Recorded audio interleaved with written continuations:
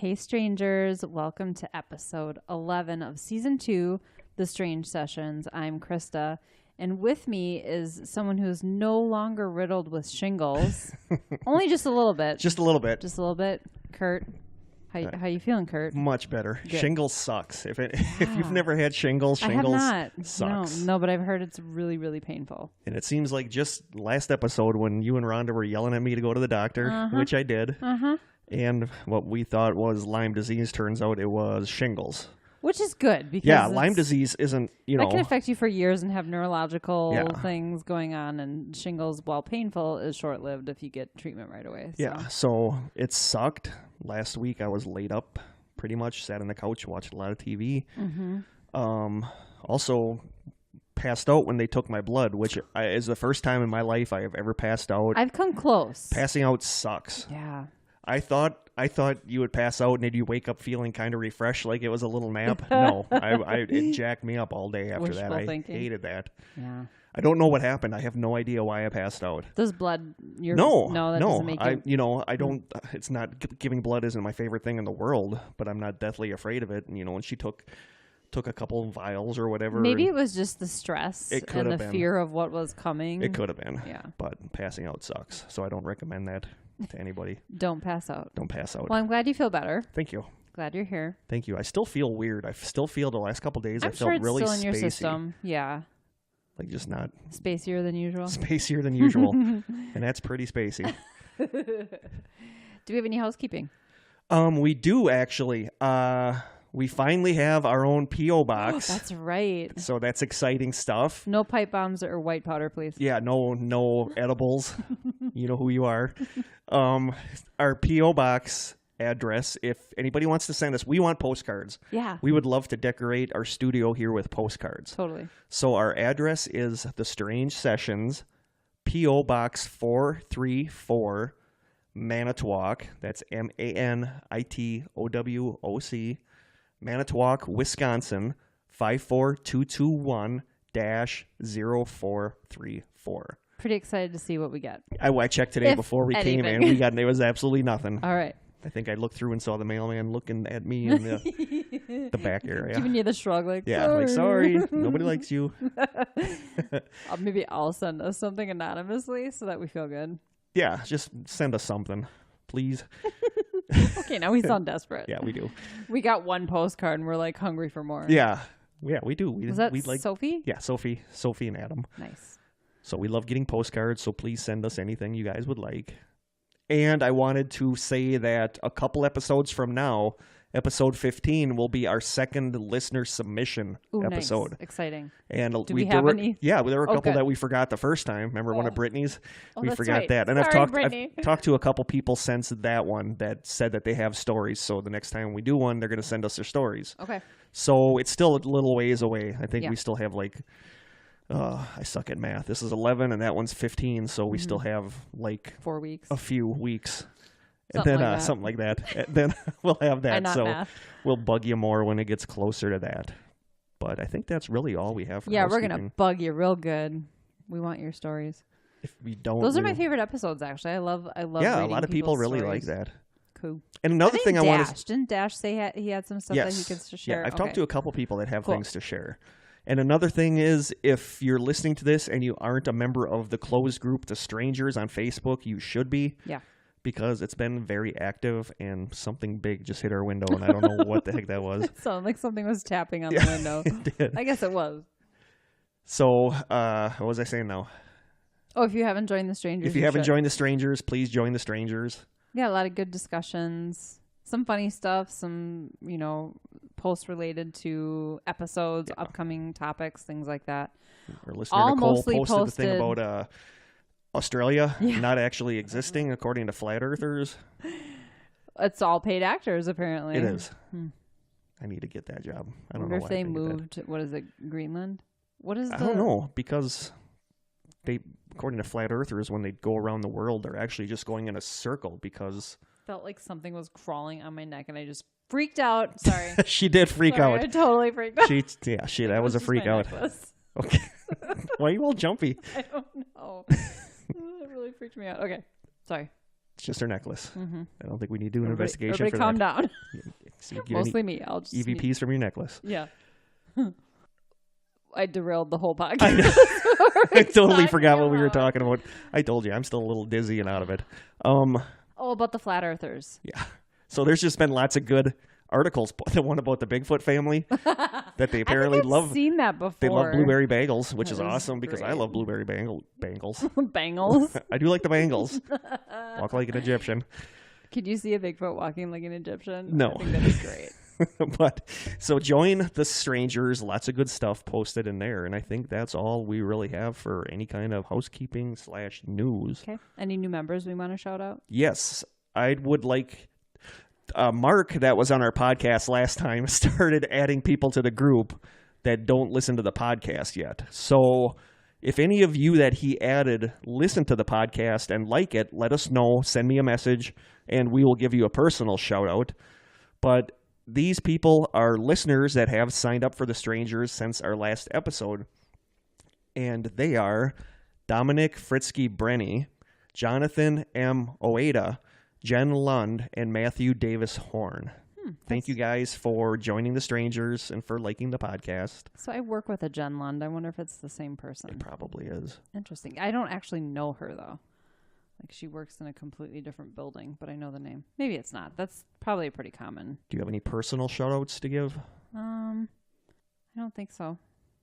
Want to give one to Mark and Rhonda for joining us last week for last episode for the EVP episode. That was fun. When I listened to that, it I just love hanging out with them. I know our but ghost hunting group was such a fun group of people. It really I shouldn't was. say was because we're technically still together, but we just don't do it anymore. And we're still fun. Oh yeah, we're still fun. Yeah. And Barry, we need to get you on here. I know. I just want to see Barry. I know. It's been forever. If we can get a podcast out of her, I'd be happy. And I want to give a personal shout out to our listener, Liz. She knows who she is. She is into the same, I think I've mentioned this on the podcast before, that I'm like obsessed with these.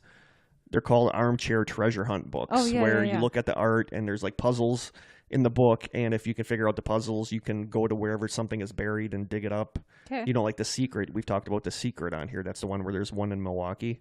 Oh, yeah. And she's like totally into these, and she's like the only other person I met that loves these armchair treasure hunts. So her and I have been talking, and she's awesome. So I just wanted to give her a shout out, and thank you, Liz, for listening. Thanks, Liz. And I think anything else? Nope. I'm ready for a taste test. Okay, you're ready for a taste test. Let's do it. The taste test. I realized today that it kind of fits in with the theme of this episode, with the topic. Oh. Because the topic of the episode is Men in Black. Yeah. And I've had other things by this brand before. I had the original ones, and I really like it. So today we have Harvest Snaps Black Bean chips, mango, chili, lime. Oh, I'm excited about those. I have the regular peas or the green beans, and it's really good. But I've never had the black bean crisps and the mango chili lime. No, I've tried the bean ones too, and those are really good. Yeah, so we are gonna try. I figured black bean, Men in Black. Yeah, it's kind of. I can see it. I'll buy. Okay, I'll bite. I'm not at 100%, so that made sense to my shingles addled mind. So we will try this. Want a picture? Yes. Before you destroy it. So, you ready? I'm ready. See, and chili in there, so it might be spicy. But the thing is, okay, if I'm mentally prepared for spiciness, it's one thing. Then I'm okay with it. Are you mentally prepared for spicy? I am. I'm always prepared for spicy. I've aligned my chakras, and it's not going to harsh your mellow or anything? It might harsh my mellow. So I work for a company that makes food. Yeah, it smells weird. And one of our products is called Firecracker, and it is like crazy spicy. Oh, I think it smells good. I'm gonna grab a couple. Okay. And I love spicy. Like, make your nose run. Gross. Your lips burn. Gross. Ready? Okay, I'm ready. I completely missed my mouth. Missed his mouth.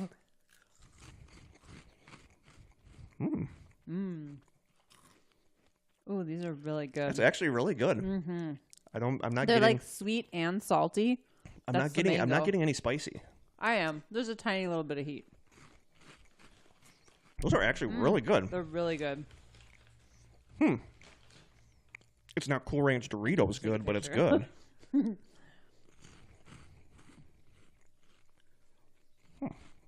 trying to find an angle that... That's like a whole lot of flavors and things going on there. I'm trying to get... Come on. Sorry. It looks like a joint when you're holding it like that. I gotta hold it like this. Come on, stupid thing. It won't focus in on it because it's like too small. Yeah, I get that a lot. I knew that was coming. It's actually not bad, like nutrition-wise too. It's got protein. Not super high in carbs. Got 4 grams of fiber. That's actually a lot. Awesome. It's actually pretty good. The heat is very, very minor. Yeah. Even I'm not whining about it, so you know it's not real spicy. Oh, there's a little bit. I just got a little bit of it. Probably depends on how heavy the seasoning is on the one you happen to grab. Wow. I guess, like you're right, though. There's a whole lot of, there's sweet. Salty. There's salty. A little bit of spice. Good crunch. Yeah, I like it. Can you hear the crunch? I'm pretty sure they can. It's like a weird texture, though. Like, have you ever had those veggie straws? Yeah, that's exactly almost, what that texture is I like. almost describe it like how I imagine styrofoam would be, but in a good way. You know what I mean? I know what you mean. My throat's burning a little. Yeah, mine is too now. That's good. I'm taking more, though. Me too. So what do you think? Out of 10? I give this like a 10. Seriously? I could eat this all day, yeah. Really? Mm-hmm. I'm going to give it an 8. I like sweet, and I like salty, and I like crunchy. And this is all of those things wrapped into one delicious treat. I'm going to give it an 8. And it's healthy. I wouldn't buy it. I wouldn't buy it to eat it on my own at home, but if somebody had it, I would eat it. Like right now? Oh. Okay. Oh, gluten-free. I say healthy, and I know it's processed and whatever, but if you're going to buy something processed off the shelf, I mean, I actually recognize the majority of the ingredients. The first ingredient's black beans. That's good. Good one. I like it. So you give it a 10. I give it an 8. I would. All right. Have I given anything a 10 yet? I don't think so. I don't think I have either. So yeah, we totally recommend that. That is pretty good. Harvest Snaps Black Bean. Better than I expected. Yeah. Anything else new going on in Krista's life? Kristaville. Yeah, my husband and I are still in the middle of selling and buying houses. But I was going to say selling and buying what? Horses. No, houses. So inspections are done. Waiting for appraisals. Closing at the end of July. Nice. Can't come fast enough. No. I want this whole summer to go by. It's really hot out today. Yeah, it's really hot right now.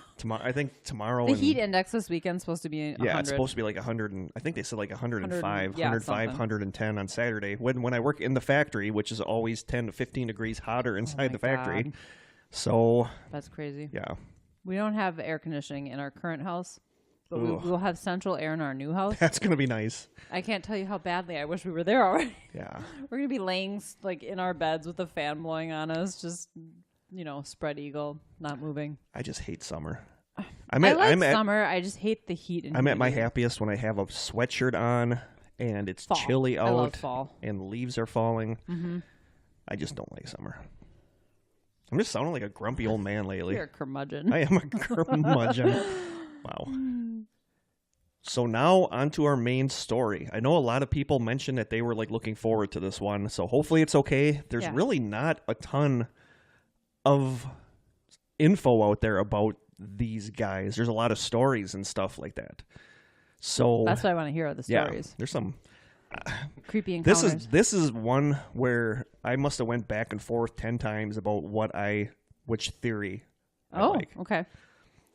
On June 21st, 1947, Harbor Patrolman Fred Chrisman and Harold Dahl were on a workboat near Maury Island in Puget Sound when they saw 6 donut-shaped objects in the sky. One of the objects seemed to be malfunctioning and ejected some metallic-like debris all over his boat, which injured his son and killed his dog. So many dogs getting killed in these stories. Really? Yeah, I read that. They don't know if this is a hoax or not, because apparently the son never got injured, and there was no record of the dog because they apparently buried it at sea after it died from the ship pouring the molten metal on it. Okay. So suspicious. Yeah. Dahl claims that the next morning a strange-looking man dressed in a black suit appeared at his door and invited him for breakfast at a nearby diner. So it's a polite man in black, at least. Sure is. Even though Dahl had not told many people about the incident, the man, who was assumed to be military or government representative, disclosed while they ate details about what had happened the previous day as if he had been there in person. The man made a veiled threat against his family if Dahl were to talk about what he had seen. He said cryptically, "I know a great deal more about this experience of yours than you will ever want to believe." Lieutenant Frank Brown, an Air Force intelligence officer, and Captain William Davidson were called in to look at the mysterious metal that was seen falling from one of the crafts. They believed the metal to be nothing more than aluminum slag. They boarded the plane to return them to their base, but the men were killed when their plane caught fire and crashed on the return trip. There are conflicting reports about whether the strange metal was on the plane with them or whether or not the whole thing was a hoax, but the Maury Island incident is often cited as one of the first appearances of a man in black. A very polite one. Yeah. Although veiled threats aren't exactly polite. No, but hey. not at all.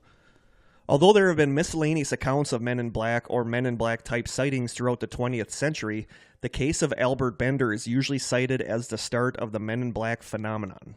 In 1952, Bender started an organization called the International Flying Saucer Bureau, or IFSB, and he started a publication called Space Review that was dedicated to news of flying saucers.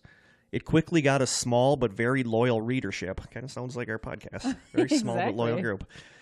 Then, suddenly in 1953, the latest issue of Space Review came with a bulletin that said, quote, "The mystery of the flying saucers is no longer a mystery. The source is already known, but any information about this is being withheld by order from a higher source.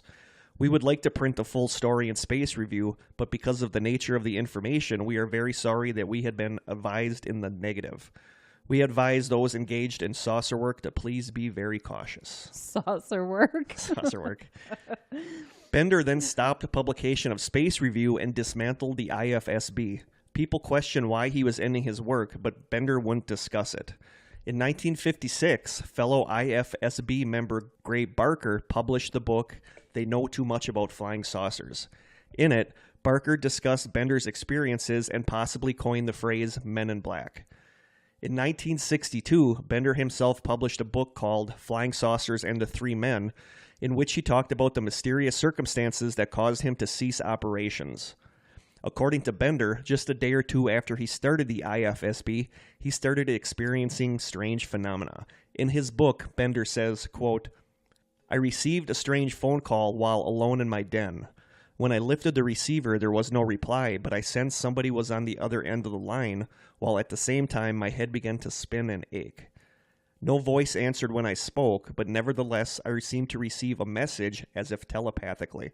So I've heard of this before. Mm-hmm. Okay. The message decreed that I should not delve into the saucer mystery any further.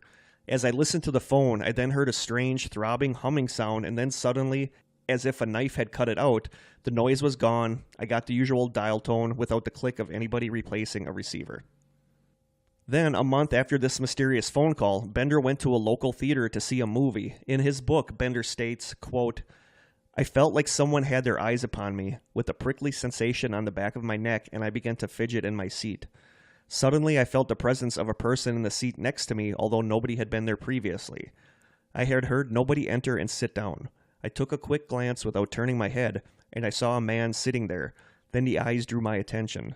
I turned my head facing him, and he slowly turned his head to look at me, and I found myself looking straight into two strange eyes, like little flashlight bulbs lighted up on a dark face. The eyes seemed to burn right into me, and I felt a spinning in my head, and the movie screen blurred. I blinked my eyes several times, then closed them for a few seconds. When I opened them again, the man was gone, yet I still had heard no movement. Then, glancing at the seat to the left of mine, I found the man sitting there, still looking at me with those eyes. Could I be mistaken in thinking that he had been on the right of me? I couldn't be wrong. Was I losing my mind? The terrible shining eyes deliberately tried to meet mine and hold them in their stare, but I quickly arose and moved to another part of the theater. I probably would have went home. Yeah. Yeah, I'm just going to go sit over here. How long ago was this encounter? This happened around early 50s. Okay. Yeah, in the early 50s. Then, in July 1953, Bender was visited at his home by three men. Bender said, quote, all of them were dressed in black clothes. They looked like clergymen, but wore hats similar to the Homburg style. What's that? That's like when you see an old-fashioned picture of somebody with a hat, that's kind of what, like the old-style fashion hats. I'm picturing like a top hat. I'm guessing that's not it. Or like a fedora kind of hat. Oh, okay. Something like that. I gotcha. That's actually what I would picture the men in black wearing, is like a fedora. A fedora. That's what a lot of them have, are fedoras. Okay. These three men in black, communicating telepathically and seemingly levitating inches off the floor, made it clear to Bender that he was to immediately halt all UFO work. Before departing, these men confiscated copies of Space Review, and as they left, a yellow fog materialized in the house, filling it with the smell of sulfur. Oh. So the Hat Man, which we've talked about. Yeah, we've discussed the Hat Man. The fedora is one of the hats that people see him in. Yeah. That's interesting about the smell of sulfur, too, because, of course, that's associated with the devil. Yeah, with hell and evil. Demonic type activity. But Bender's stuff is basically considered like the first encounters with men in black. Interesting. So these are some traits of the men in black. Okay. As you guys probably know. Were they wearing suits? He said they were just wearing black. Yeah, he just said black. He didn't say suits, but most people say suits. Yeah, with a black tie. Yes. Here are some traits of men in black. Okay. The men in black wear black suits with white shirts and black ties, and almost always wear a fedora or fedora-style hat. Their clothes seem to be brand new and fit perfectly, as if they were tailor-made. Men in black have unusually broad shoulders and narrow waists, and they walk upright with a stiff gait. They're often described as having olive complexions with Asian or gypsy-like features. Do they have sunglasses on usually? A lot of times they do. Eyes are often described as strange or sometimes glowing. Men in black have smooth, featureless skin and a distinct lack of facial hair. It has been suggested that they look like they don't need to shave. So that's weird. Yeah. Men in black tend to speak in a monotonous, mechanical tone, often with a strange accent. They speak formally, using stiff phrases that sound like they come from a Hollywood B movie script. Like an old-fashioned gangster. Yeah. Like the way they talked in old-fashioned 40s, 50s movies. Sure, I know what you mean. Yep. This reminds me so much, and we've made this connection so many times about the black-eyed kids. Mm-hmm. They often travel in groups of 3. Sometimes they would take photos of witnesses or investigators, often using a camera that had a blindingly bright flash which could surprise or disorient the person while the man in black ran or drove away. They would also take pictures of houses after the owner had been witness to something strange. They'd pull up in black Cadillacs, take out a big tripod and heavy camera, set it on the tripod, snap a picture of the house, and put it all back in the car and drive away. It was weird. Super subtle.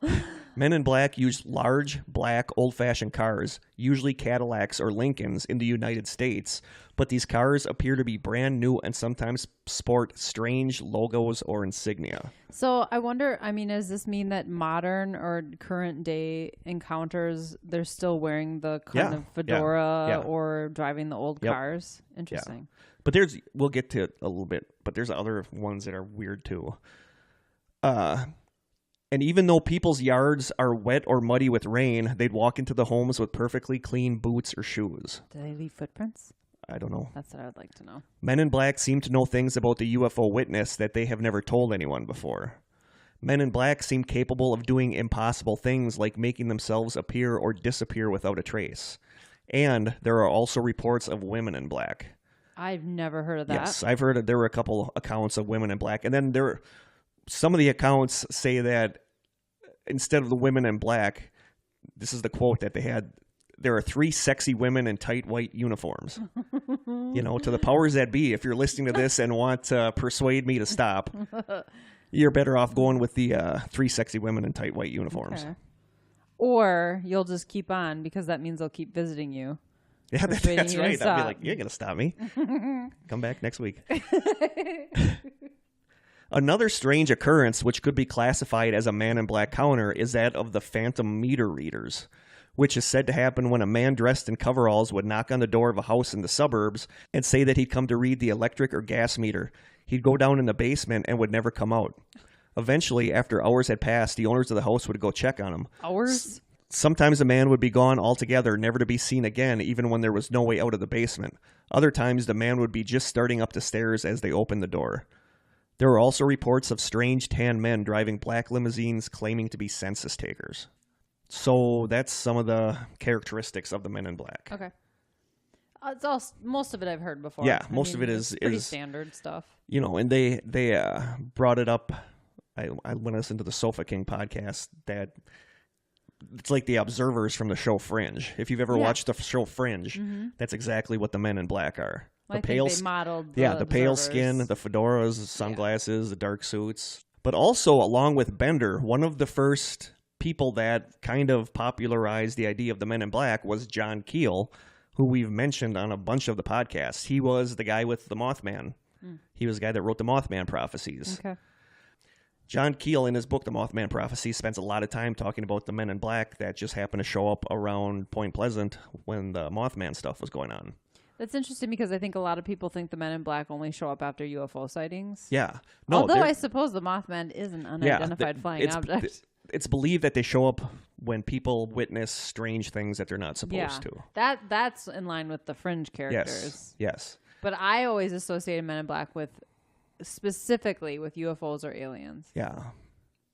But John Keel was quoted as saying, quote, "The Men in Black are professional terrorists, and among their many duties is the harassment of the UFO researchers who become involved in cases which might reveal too much of the truth. The MIBs are also assigned to suppress any kind of evidence which might accidentally fall into the hands of innocent people, such as photos, pieces of metal, etc." Dang MIBs. Yeah, the MIBs. And I'll tell you right now, you cannot research this stuff without hearing that frickin' Will Smith Men in Black song. It's in my head right now. Yeah, it was in my head the whole time I was researching this. I don't even like the song. But one example of a Man in Black type situation that happened during the Mothman incidents.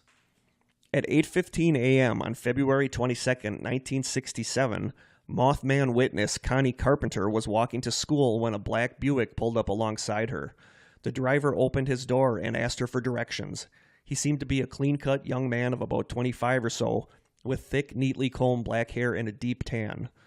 When Connie got closer to the vehicle, the stranger suddenly ordered her to get in and grabbed her by the arm, trying to pull her into his car. Stranger danger. Yeah, she managed to get away, and the sleeve of her blouse was ripped in the process.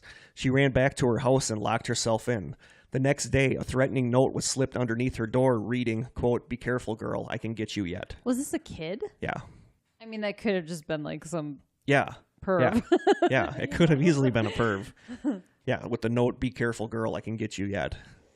Yeah, I'm going with perv. Going with perv on that one. She just happened to be a witness to the Mothman, though. I mean, I guess. I just deeply tanned. Yeah. That's the first I've heard of that. Yeah, because they're generally pale. Pale, yeah. Like pale skin. And then there was Mary Heyer, who was almost an assistant to John Keel when he was investigating the Mothman stuff. Okay. So one night in January 1967, reporter Mary Heyer was working late at her office opposite the county courthouse, and an unknown man walked in the door. He was described as very short, less than 5 feet tall, and had strange, dark, deep-set eyes covered by glasses with thick lenses. He was wearing odd shoes with very thick soles that probably added an inch or two to his height. He had long black hair cut squarely like a bowl cut and spoke in a peculiar, low, halted voice. The man asked for directions to Welsh, West Virginia, and kept getting closer and closer as they talked. His eyes remained fixed on her as he stared at her almost hypnotically. Mary was alarmed by this person, so she brought the newspaper circulation manager to her office, and they spoke to this person together. She said that at one point in the discussion, she answered the telephone and noticed the little man pick up a ballpoint pen from her desk. He looked at it in amazement as though he had never seen one before. He grabbed the pen, laughed loudly, and ran out of the building. So that's so weird. That's creepy.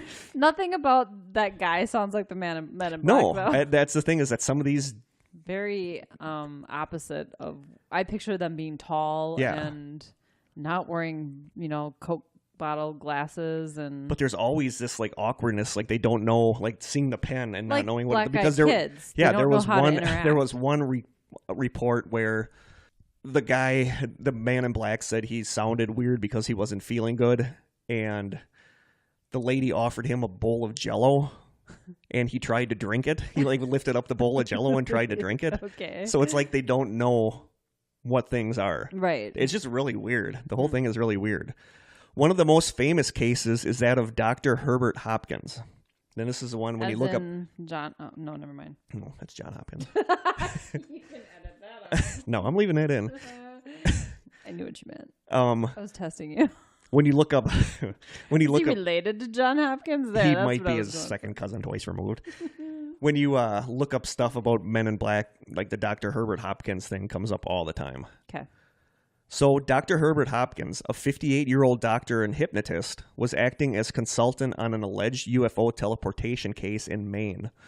One evening, when his wife and children had gone out leaving him alone, the telephone rang and a man identifying himself as vice president of the New Jersey UFO Research Organization asked if he might visit Dr. Hopkins to discuss certain details of the case. Hopkins went to the back door to switch on the lights so that his visitor would be able to find his way from the parking lot, but while he was there, he noticed a man was already climbing up the porch steps. Creepy. There was no car. There was no way that the guy could have called, because they didn't have cell phones back then. There was no way the guy could have called and been walking up. As soon as the guy came into the house, Hopkins' dog went crazy, barking, and it went and hid in the closet. Hopkins said, quote, "He wore a neatly tailored black suit, black shoes, black socks, and a white shirt with a black tie, and he wore a black derby. You don't see derbies very often, and I thought to myself, this guy looks just like an undertaker. When he sat down, he removed his derby. As he took off his hat, it became apparent that he lacked both hair and eyebrows. His small nose and small ears were set low, his chin receded, and his face was deathly white, except for a vivid red gash of a mouth."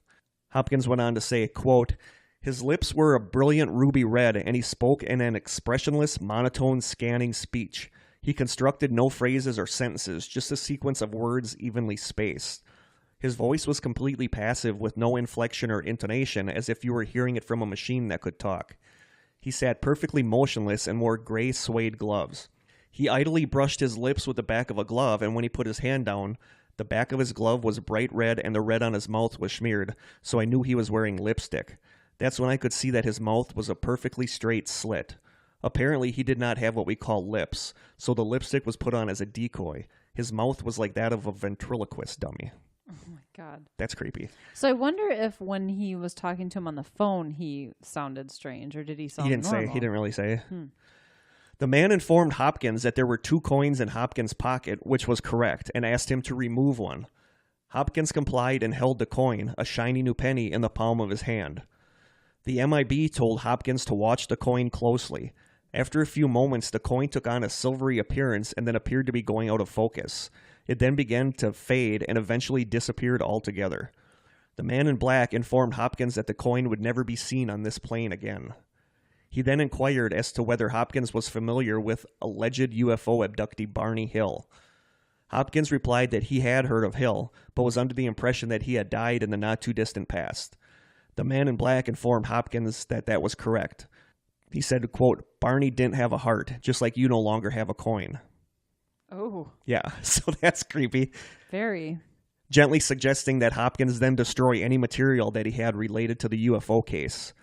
At this point, the man in black's speech started to slow down. He rose slowly and unsteadily to his feet, and he said very slowly, quote, "My energy is running low. Must go now. Goodbye." Clinging to the railing... Like his battery's going to die. Yeah, exactly. Clinging to the railing, he climbed down the stairs, first 1 foot on a step, then bringing the other down next to it, rather than going 1 foot after another like a healthy person. He ran out to the front porch and saw no car leaving, and that the stranger had walked in the opposite direction of the way he had arrived, towards a hedge. The doctor went out on the front porch farther, but the man was gone. It was like he just walked off into the front yard and disappeared.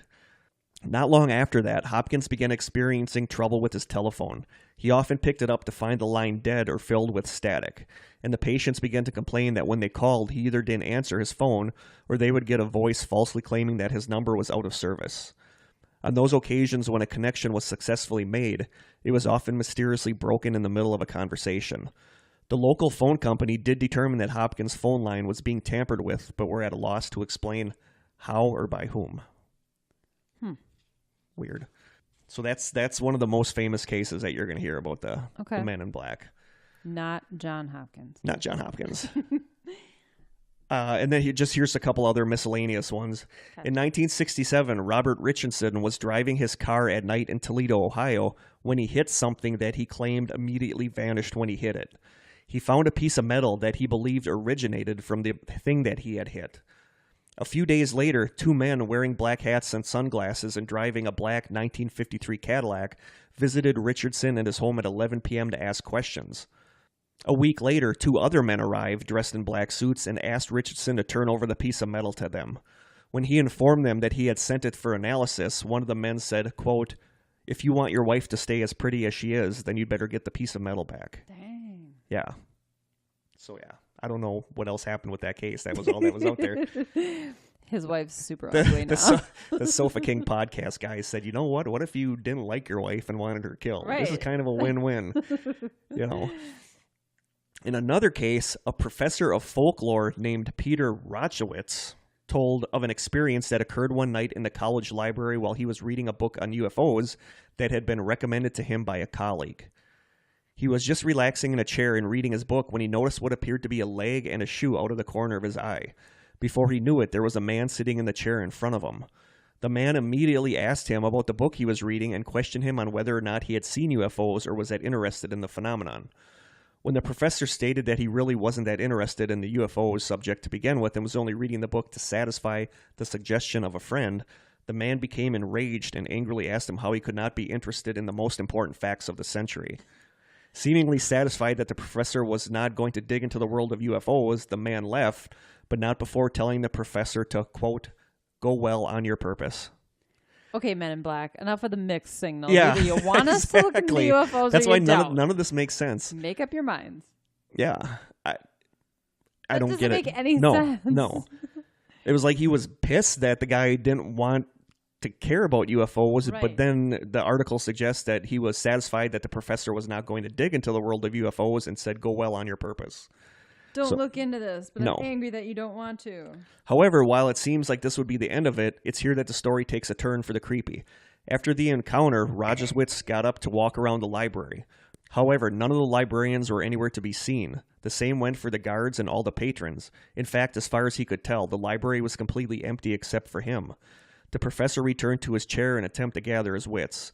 In about half an hour, according to the professor, he decided to get up and look around again, and this time he found that everything and everyone was where it should be. Oh, that's weird. That's weird. It's like a weird time slip or something. Okay. The next story. Okay, here though, first, if that were me, if I walked around and everybody was gone, I would hightail out of there. I wouldn't be like, I think I'll sit around for another half hour and see what happens. Yep.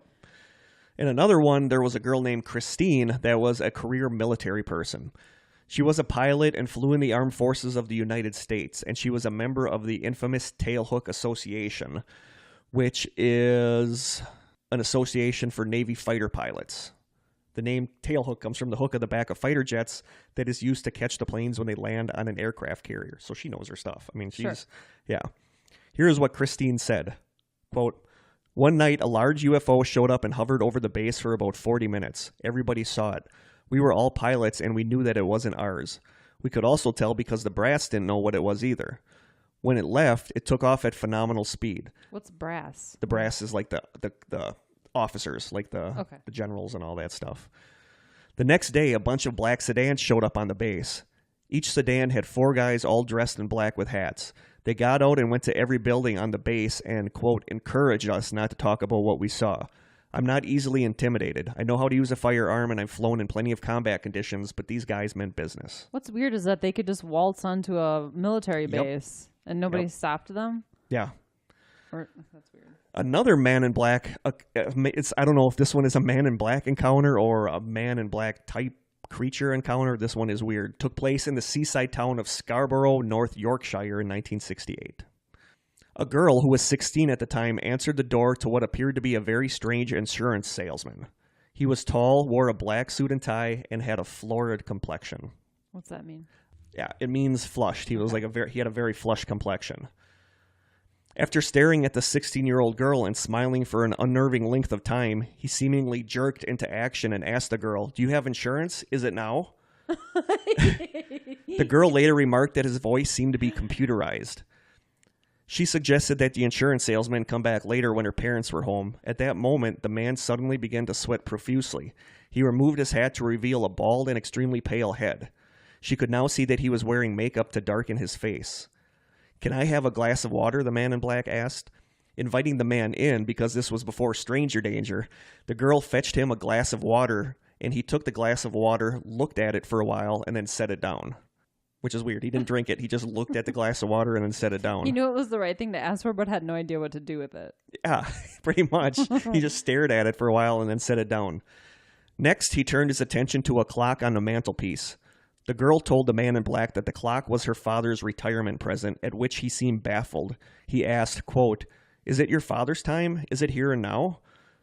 Then the man in black seemed to freak out like a malfunctioning robot. He kept repeating, "Your father, his time, your father, his time," over and over, and became stiff and immobile. Turning to the door, he had to use his hands to lift one of his legs to move.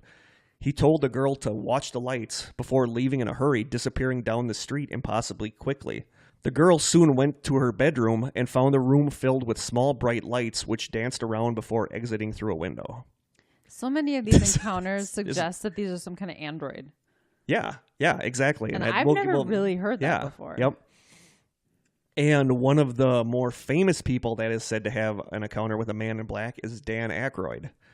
You know Dan Aykroyd. No, of course. I'm trying to figure out if I know this or not. Yeah, it might ring a bell. One half of the Blues Brothers.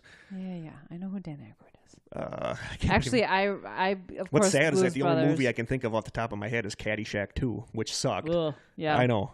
No, I think of My Girl. Yeah, was he in Ghostbusters? Okay. Was he in Ghostbusters? Come on now. I'm sorry. No, I'm trying to think if I've heard of this encounter before because I feel like I'd remember this. But Dan Aykroyd was filming his new series called Out There. It was a series kind of like, conspiracy files, sightings. Whatever, yeah, it was about conspiracy / paranormal stuff. Okay. He was filming his new series Out There. Aykroyd claimed that he stepped out of the studio to take a call from Britney Spears, who had starred as you do. Yeah, who had starred beside him as her father in the film Crossroads. So they kind of became friends, apparently. Interesting. I'm sorry, I've never seen that movie, but Britney Spears had called him to ask him to appear on Aykroyd's old show, Saturday Night Live, with her. And as he talked, he says he noticed a mysterious black car pull up on a nearby street. Out of the car stepped a very tall, pale man in a black suit that gave him a dirty look before getting back into the car and driving off. Oddly, right after that, producers of the show Out There were told to stop shooting the show they were making about UFOs. The show never went to air after that. Wow. So Dan Aykroyd is convinced that was a man in black, that that is why the show was never went to air, is because they were told not to put it out there. Okay. Don't know what I think of that. And in one of the more famous later cases, if you look at the post about this episode, there's the picture of the two men walking into the hotel lobby, the surveillance footage of the two men in black. On the night of October 14, 2008, the general manager and a security worker at the Sheraton Hotel on the Canadian side of Niagara Falls witnessed a triangular-shaped craft fly slowly and silently over the hotel. They described the craft they witnessed as approximately 240 feet long, with 3 white lights on all 3 sides and a pulsing red light in the middle of the ship. They observed the UFO for about 10 minutes as it slowly and silently flew at an altitude of around 500 feet, east to west, from over Niagara's Horseshoe Falls toward their hotel. The craft then emitted a beam of light directed downward towards the water.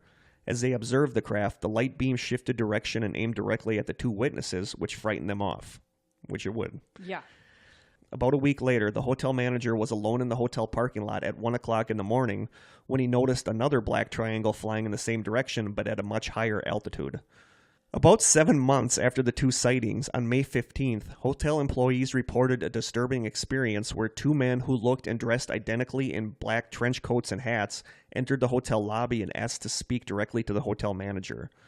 They approached the hotel bellman, who told the, quote, extremely odd-looking men that the manager was not there that day. The bellman said the 2 men appeared not to believe him and began walking around the hotel angrily looking for the manager. When the bellman returned for some work tasks, the 2 men were gone. The hotel manager returned to work the next day, and the bellman took him aside to tell him what had happened and how he felt freaked out by the encounter with the 2 men, who he described as extremely pale, tall, and identical in looks and dress, including matching hats and trench coats.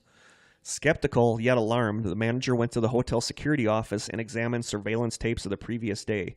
He located the images of the 2 men entering the hotel lobby, which is the picture that is online. Yeah. The next day, another hotel employee asked to speak with the manager in private, and she described her encounter with the two men, saying, quote, "They asked some questions about you, and they said strange things that I didn't understand, and they were talking about governments and conspiracies, and none of it made any sense to me, but they were very, very scary. They had no facial hair, none. They had no eyebrows, no eyelashes, nothing. Their hair looked like they had a wig on, like the wig was attached to their hat, like it wasn't even real. And the scariest thing, their eyes were so big and blue that they almost hypnotized me a little bit." It sounds like they're really bad at disguises, yes. you know? These men, they didn't blink. Not once did I see them blink. That is what she said. API then enclosed their investigation of the UFO sightings, and the subsequent Men in Black encounter remains unsolved. Interesting. I think that cool. one is cool because I remember seeing the picture when that happened. It was in 2008. I remember seeing the picture, but I never realized that they actually interacted with the people in the hotel. I thought they just entered the hotel and somebody thought it was weird and they posted it. I never knew that they actually went around and talked to people in the hotel. Isn't it really common that any time they're caught on video or surveillance, their face is sort of blurred out? Yeah, that's another one of the common things. Okay. Paranormal writer Robert Gorman has collected a number of such stories in his article entitled Menace in Black. In one of Gorman's stories, this is one of his stories, there was somebody that saw a UFO, and a couple days after they saw the UFO, somebody showed up at their house to talk to them. The witness said that the face, there were no eyebrows, no eyelashes, no signs of stubble on the face. The person at the door acknowledged him by name and specified that they wanted to discuss his UFO sighting, giving the exact date and time of the sighting. The man was confused as to how they had gotten this information, but he refused to let them in. He asked to see some identification, but the visitor ignored him and repeatedly asked to come in. He said, quote, "It was almost as if this character could only utter a limited selection of set phrases." And you get that a lot where they only are able to say, like... And if they try to say anything else, it just comes out as nonsense. Yeah, it doesn't work. In another encounter, two men that appeared to be in their 20s visited a UFO witness and questioned him briefly. They never identified themselves, and after the two people left in a black 1953 Cadillac, the witness called in the plates, and when the plates were checked, they hadn't been issued yet. The plates didn't exist. Okay. In another account where somebody witnessed a UFO, the next day at 5:30 p.m., there was a knock on the door. A representative claiming to be from the, quote, Missing Heirs Bureau. You know, missing what? Heirs, like your own money, like in a will. Oh, okay. You know, heirs. An heir with an H? Yeah, H. Thank you. Said that he was looking for the UFO witness who had inherited a great deal of money. This investigator dressed in black and stood at least 6'6" with an enormous frame, dead white skin, and skinny limbs. His shoes featured unusually thick rubber soles. Despite his size, the visitor spoke in a high, tinny voice that issued an emotionless monotone in clipped phrases like a computer. He invited the guy into the house. I don't know why. Yeah, why did he do that? The guy sat down on the couch. The man in black sat down on the couch, and the person said, quote, "The strange man's too short trousers had ridden up his skinny leg, and a thick green wire came out of his sock and disappeared under his pants. The wire seemed to be indented into his leg at one point and was covered by a large brown spot. When the visitor left the house and reached the road, he gave a hand signal, and an early 60s black Cadillac pulled up alongside with its headlights out. The stranger climbed into the car and it drove off, its headlights still off." So it's just so weird. Many weird things about that. Yeah. Like, was he wearing a wire? I don't know. I don't know. Huh. So I don't know what to make of any of this stuff. One of the newer things that are kind of tied in with the Men in Black. My brother told me to listen to the Blurry Photos podcast episode called Mirrored Men. Okay. So he said that kind of had to do with the Men in Black. So I listened to it, and it's really interesting. This case that I'm going to say now is basically what Mirrored Men encounters are like. Okay. This one was somebody called in. The podcast that this first showed up on the Mirrored Men thing is a podcast called Monsters Among Us. Okay, I've heard which is it. a good podcast. Mm-hmm. They talk about, Bigfoot stuff. They talk about local legends, werewolves and that kind of stuff. And that's where these reports of mirrored men started coming in. The host of the show is the one that called them mirrored men. Okay. But this is a typical encounter with a mirrored man. It came from a hunter that was deer hunting in Indiana around 2011 or 2012. He went up to a deer stand, climbed his deer stand in the woods. He had masking scent. And he talked about how, when he climbed up the tree, the woods were like completely silent because the animals that were there heard that somebody was around. So, they all go completely quiet. Yeah.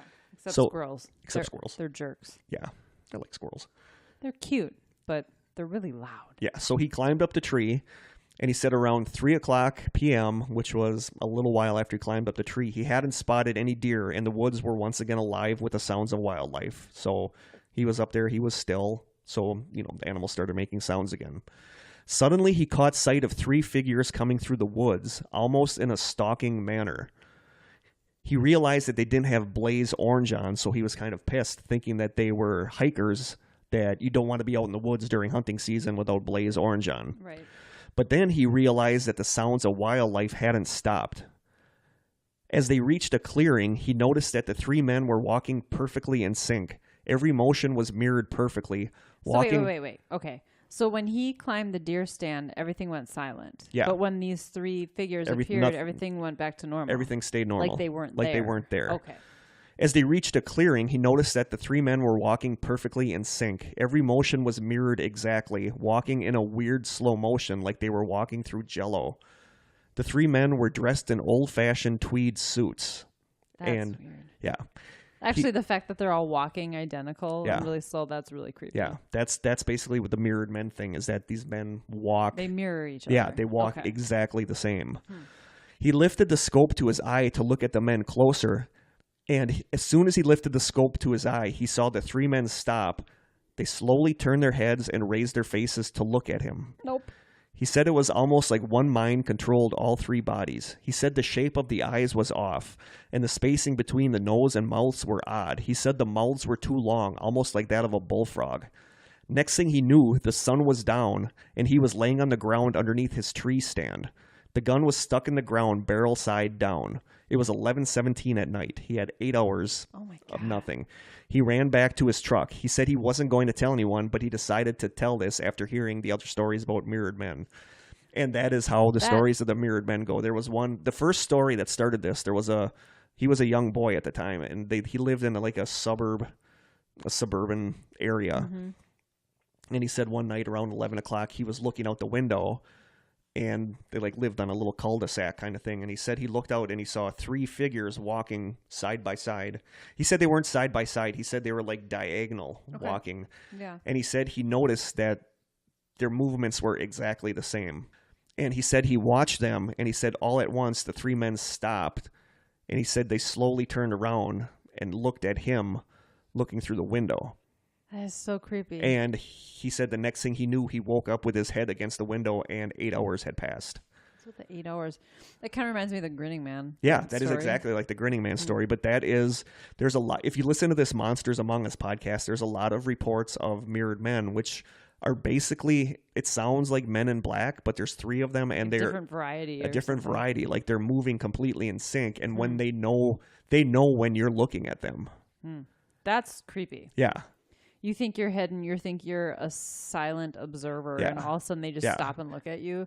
Yeah, the story. And then you lose 8 hours. Yeah, the story with the guy with the scope, where they turned and looked up at him, and he said that when they turned and looked up at him is when all the wildlife stopped again. Oh, it went completely quiet. That's straight out of a horror movie. Yeah, it is. So that's mirrored men. I think that's super interesting, and that's something that I'm going to keep an eye on. Yeah. I'm going to keep listening to these stories about them because I'm kind of fascinated by that. Yeah, that's interesting. Don't ever want to see that. No. The idea of people doing things hearing about it, though, in unison like that just kind of creeps me out. Yeah. And I don't know why. It's not right. No. Something not normal about that.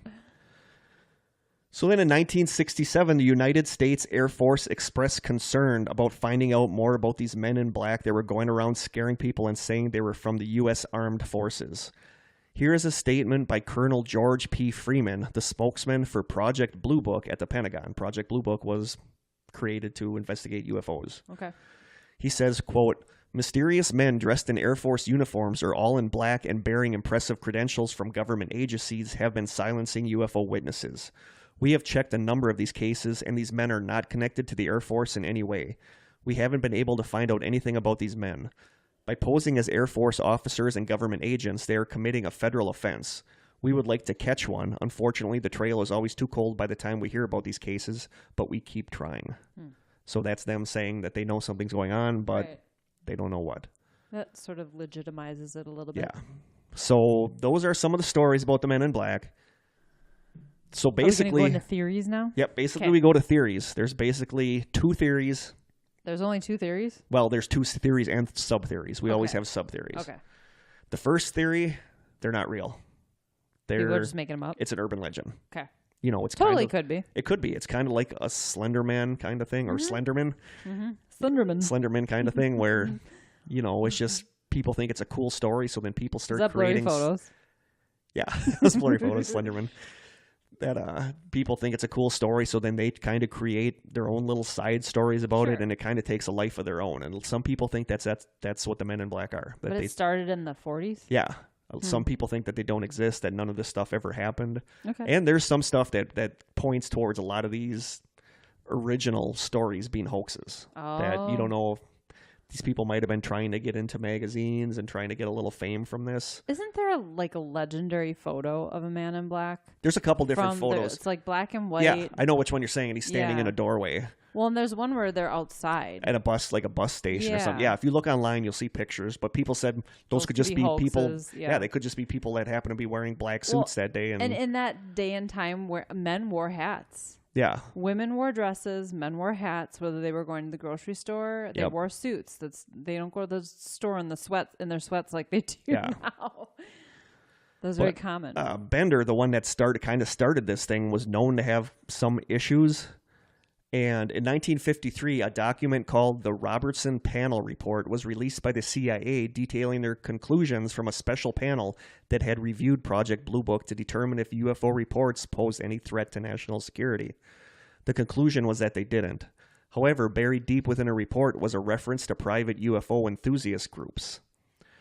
The panel looked into the existence of such groups as the Civilian Flying Saucer Investigators of Los Angeles or the Aerial Phenomena Research Organization of Wisconsin. It was believed that such organizations should be watched because of their potentially great influence on mass thinking if widespread sightings should occur. The apparent irresponsibility and the possible use of such groups for subversive purposes should be kept in mind. They think Bender read this and he began to get paranoid that the government was watching the UFO groups.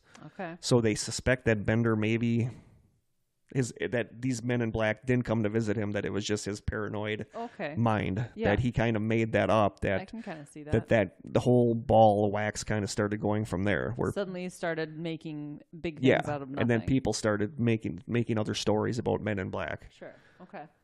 So, this theory says that the stories since then have either been the results of mistaken identity, paranoia, people telling lies, or other people pretending to be men in black for a laugh, which is a thing. The Sofa King podcast guy said that if they didn't have jobs, they would like to go look on Instagram for when somebody posted I saw this weird UFO the other day, and then put on black suits and then go to their house, just for a laugh. And that could be what some of this is people just doing this for the hell of it.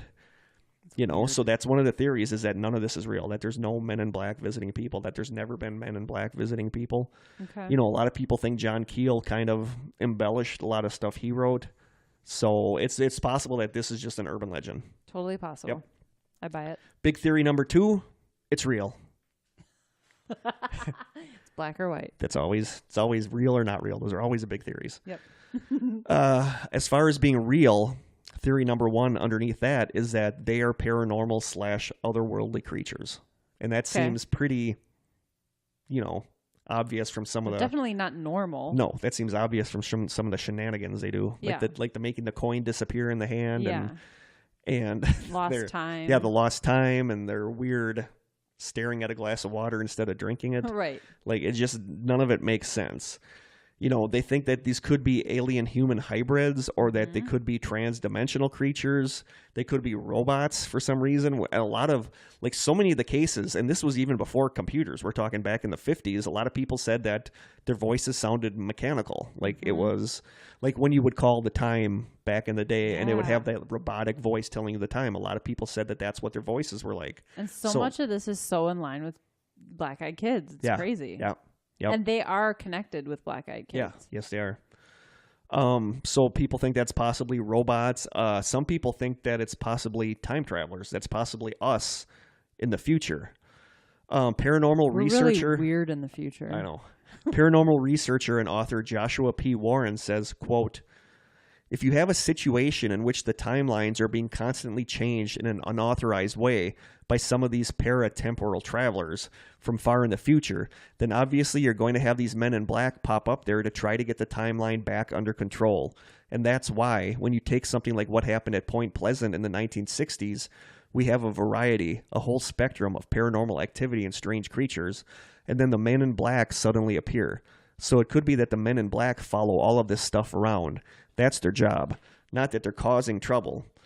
They're actually alerted to trouble when there's a dangerous timeline issue that needs to be corrected. They're not necessarily the bad guys at all. They might be doing damage control.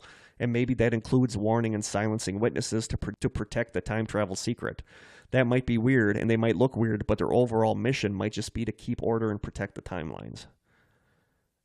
Don't know. Krista gave an eyebrow raise to that. So that's one of the theories, is that they're us in the future, and that... Well, future us, stop being so weird. Yeah, stop. Learn how to eat Jell-O. You don't drink Jell-O. Right. So drink the water. That's one of the theories, is that they're a paranormal, otherworldly aliens, robots, time travelers. Aliens or alien hybrids. Yeah, but it's so much of this doesn't make sense. I mean, it really doesn't. No. That's why I kept flip-flopping around what I believe. I honestly don't know. What about okay, move forward. Okay. We'll talk about what we believe after. Okay. Sub-theory 2, under them being real, is that they are a legit government group who have stories made up about them, that they actually exist as a... But it's just been embellished. That it's been embellished. That it's just a government group that goes around, and if you see a UFO, they're like, hey, don't tell anybody. Shut the F up. Yeah, shut the F up. Don't tell anybody. They're not making coins disappear, and they know how to drink water. Can I look at a glass of water? No. So that's one of the theories, is that they're a legit group, and that, but I don't know. There's nobody seems to know that they exist. From what I read, when somebody asks them to see their credentials, they either don't show the person credentials, or they show them a badge that just says U.S. government. Something cheesy like that makes no sense. Print off I could do that on my computer. So that's sub-theory 2, is that they are a legit government group who just go around, but things get embellished. And sub-theory number 3, and I like this one, and I kind of buy this one, they are a legit government group who are purposely doing strange things to confuse the situation / disinformation / take focus away from the real secret. And this has actually happened. I don't want to get too much into this. I don't want to get too much into this next part, because this is going to come up in another episode that I want to do. Mm-hmm. A man named Richard C. Doty worked for the United States Air Force Office of Special Investigations at Kirtland Air Force Base in Albuquerque, New Mexico. In the late 1970s, Albuquerque ufologist Paul Benowitz was convinced that there was a UFO base that was either part of or very close to a nearby military installation. Doty says he was ordered to be Benowitz's military contact, both to find out if Benowitz's explorations or theories might have compromised any actual classified Air Force activity, and to purposely feed Benowitz false evidence and information confirming his alien beliefs, distracting him away from any actual classified activity. Like at one point, Benowitz said that he thought a ship had crashed at a certain point out in the desert near him. So Doty and his superiors, they gave Doty a bunch of weird metal pieces and had him go out and plant them. Oh, geez. And then took Benowitz out there to show him, yeah, you were right, a craft did crash here. This eventually resulted in Benowitz being hospitalized in a mental institution due to severe mental deterioration and paranoia. Wow. So they basically purposely drove this guy nuts. Well played. Yeah. Government.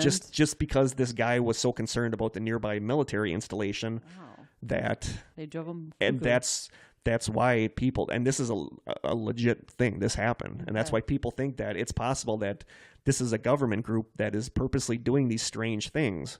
Mm-hmm. Because, like they said on one of the podcasts I listened to, they said, it's one thing if you go to somebody at work and be like, dude, I saw a UFO the other night. It was really weird. Right. But it's another thing if you go to work and you're like, dude, I saw a UFO. And then this guy dressed in black came to my house and made a coin disappear. Yeah, suddenly it's about the men in black. Yeah, suddenly it's... That's what stays with you, so not suddenly the UFO. it's just... And it also is like, this dude's, a few fries short of a Happy Meal. Right. So it's making the people look crazy that they don't want to tell people about their UFO sightings because it has this other crazy stuff connected to it. So the person kind of loses some credibility when they say, yeah, this guy came and he had wires sticking out of his leg and... Right. So didn't know what to do with it's Jello. actually a really intelligent idea to do that. Yeah. It's a clever disinformation technique. So those are the three theories. I'm not real, it's paranormal or otherworldly creatures, a legit government group who does really exist, or a legit government group who are purposely doing strange things to confuse the situation. And I kind of go towards that last one. I mean, I can buy it, totally. I can buy it, too. And who's to say that the guy that made the coin disappear, wasn't some kind David of Blaine magician, does that all the time. right? Yeah, exactly. So maybe he just is like, look at this coin. No, it's gone. And then... I haven't seen him lately. Maybe he's become a Men in Black. He might have. So... David Copperfield, what are you doing now? You wearing black suits? I don't like David Copperfield. Oh. I've heard a lot of bad stuff about him. Oh, really? Yeah. Anyway. That's a different episode. That's a different episode.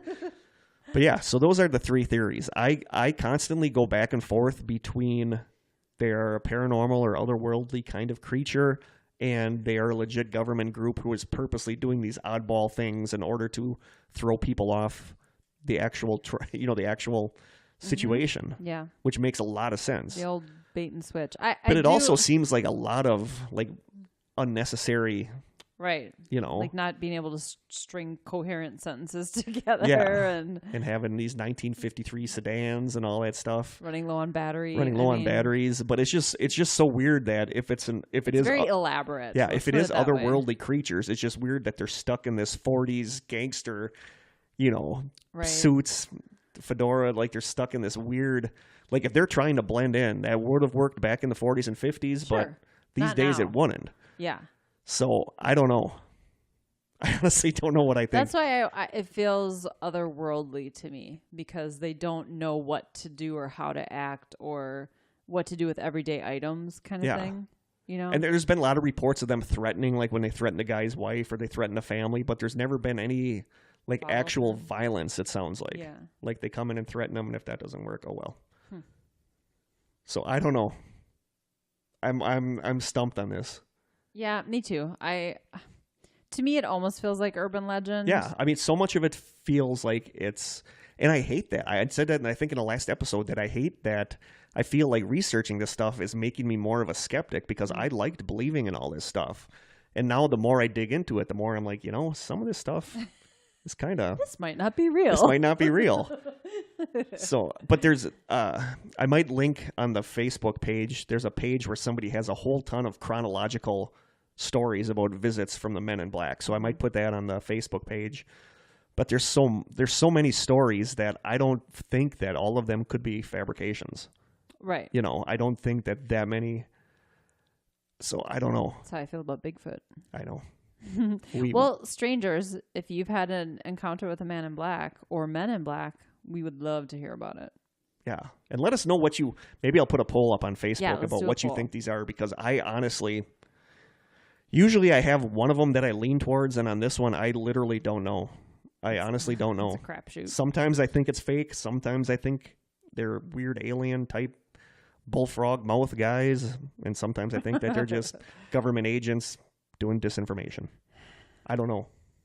I'm flat out stumped. Sorry, don't have an answer for you guys. Yeah, because I feel like any of those could be viable. Yeah. Truly. If they're real at all. We're putting this stuff out there. Why don't we get visits by the Men in Black? Totally. Or those sexy women in the white uniforms. I'm okay with that. Those don't exist. They don't exist. I don't know. That's a good question. Yeah. It's we talk about this stuff all the time. Why do some people talk about aliens a whole lot, but why do some people see UFOs and then nobody bothers them, and some people see UFOs and then these guys supposedly show up? Yeah, I don't know.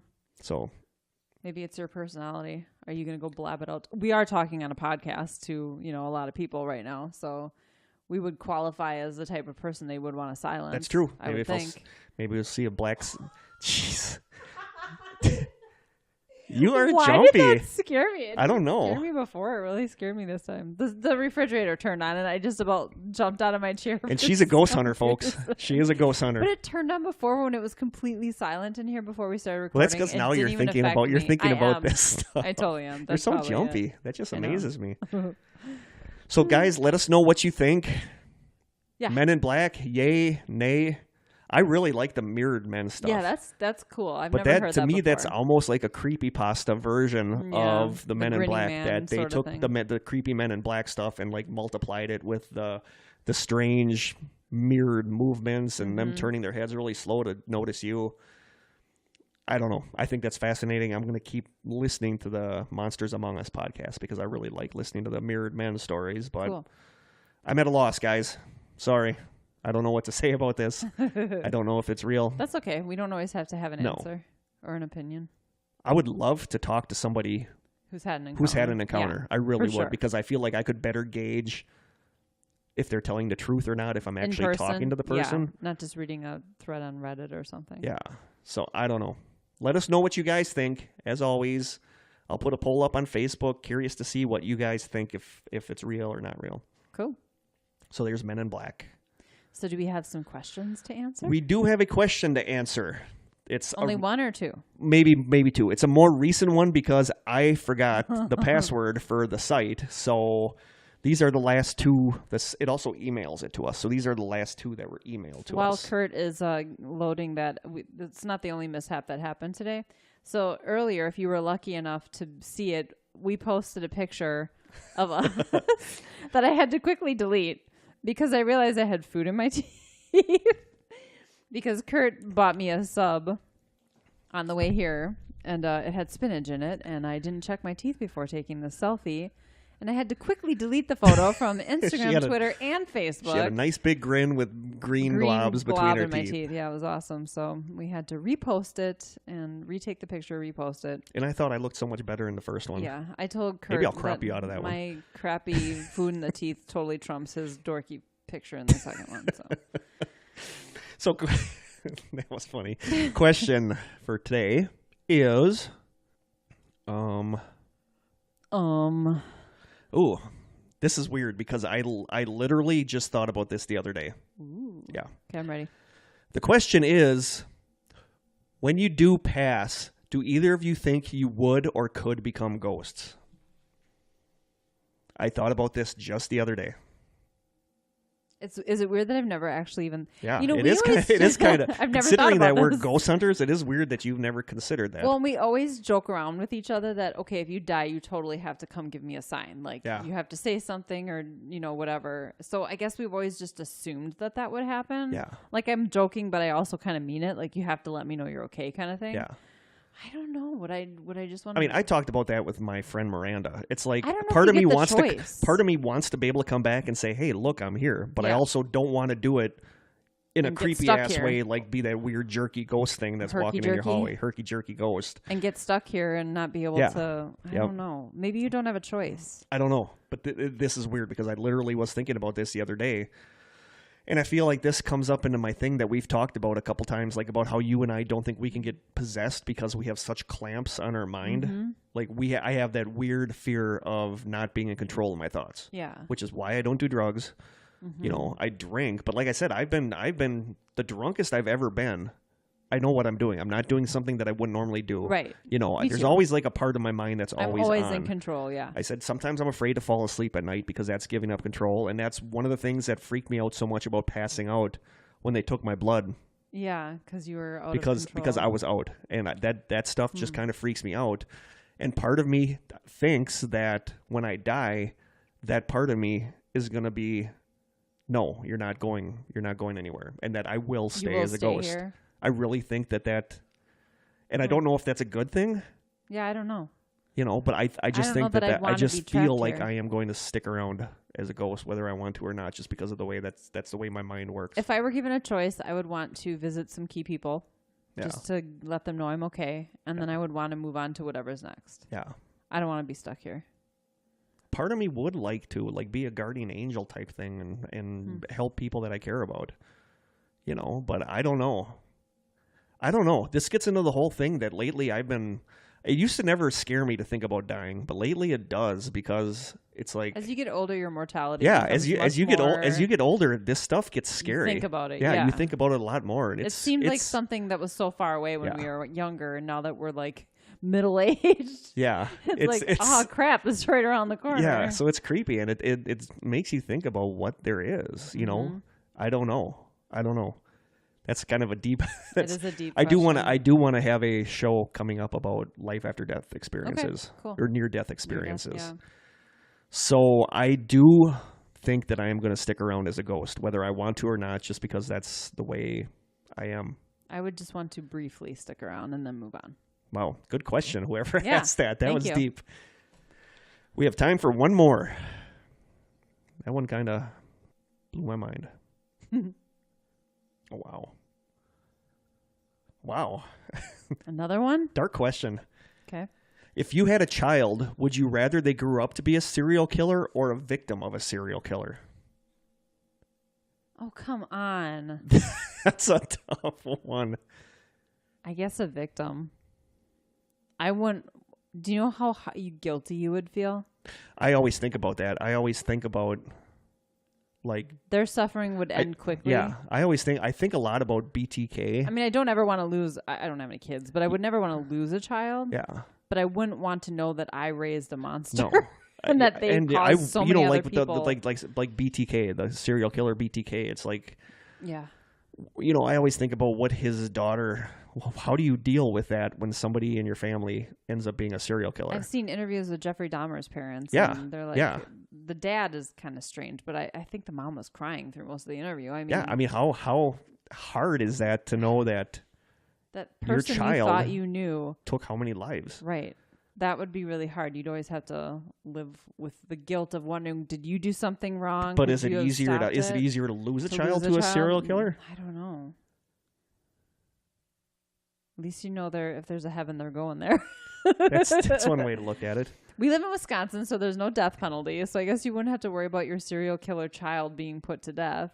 Although Jeffrey Dahmer got beaten to death in prison. Now, if you could do a Dexter type thing where you had him be a serial killer that only killed bad people,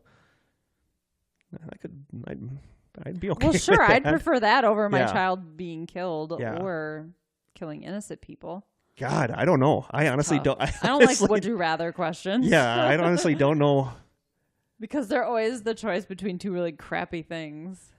Probably killed by a serial killer. I know, right? That's terrible. I don't know if I could live with that, with knowing that my child killed a bunch of innocent people. Ugh. Yeah.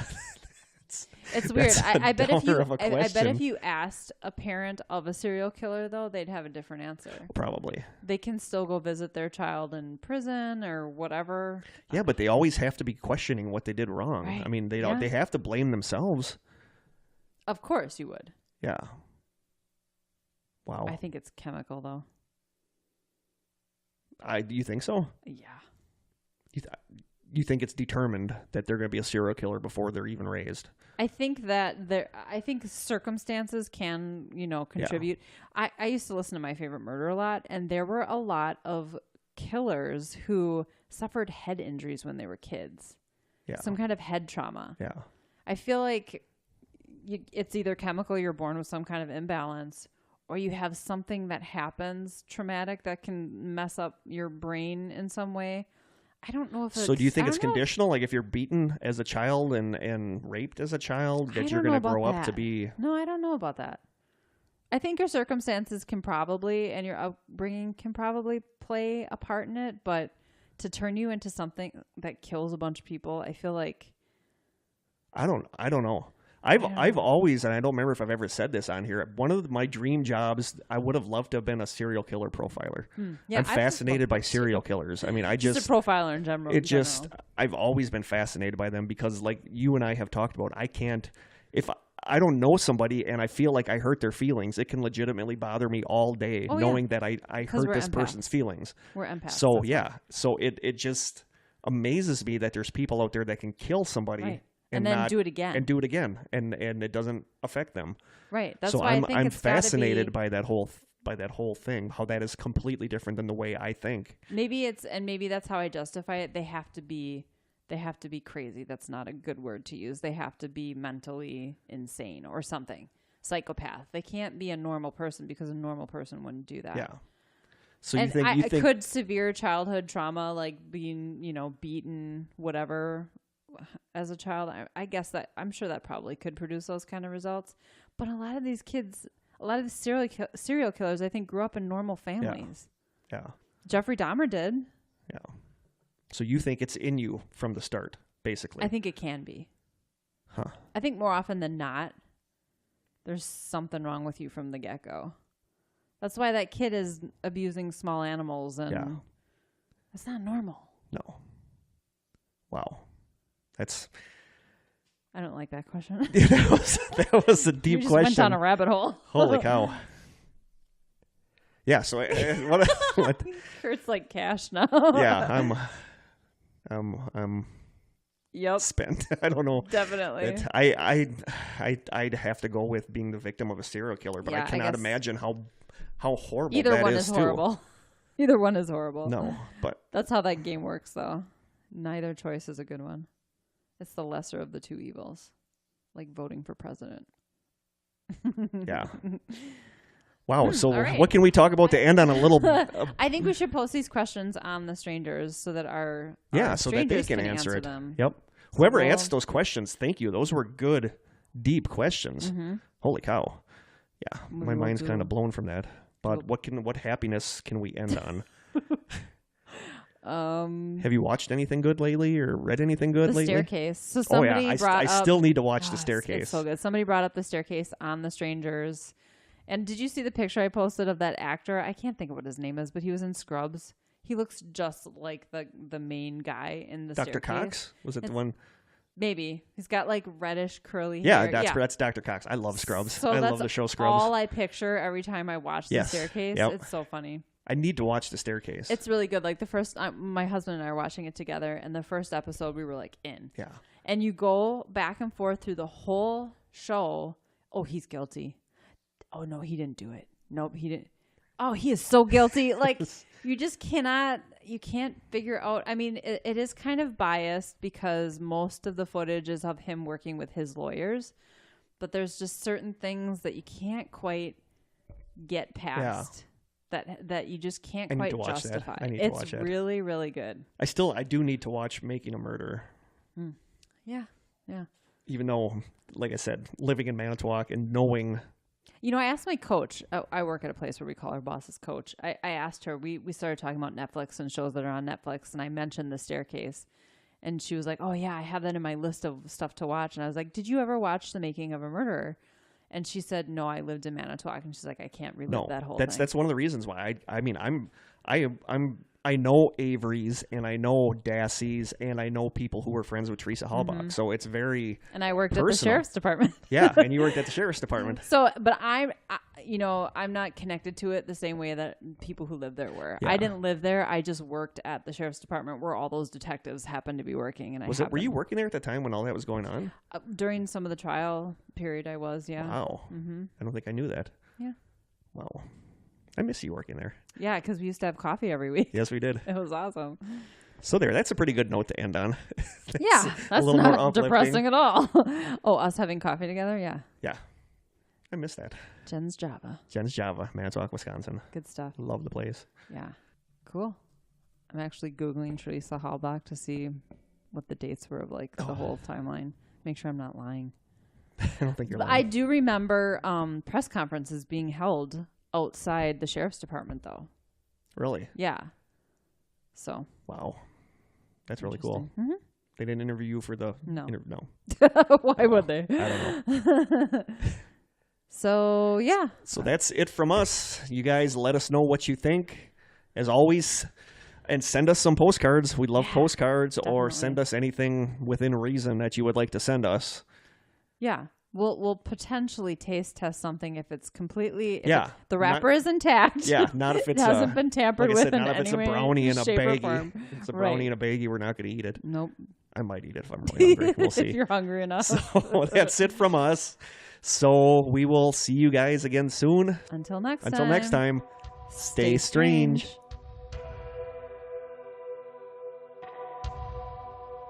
This has been an Old School Media production, executive produced by Kurt Konechny. For more information and content, please visit strangesessions.com.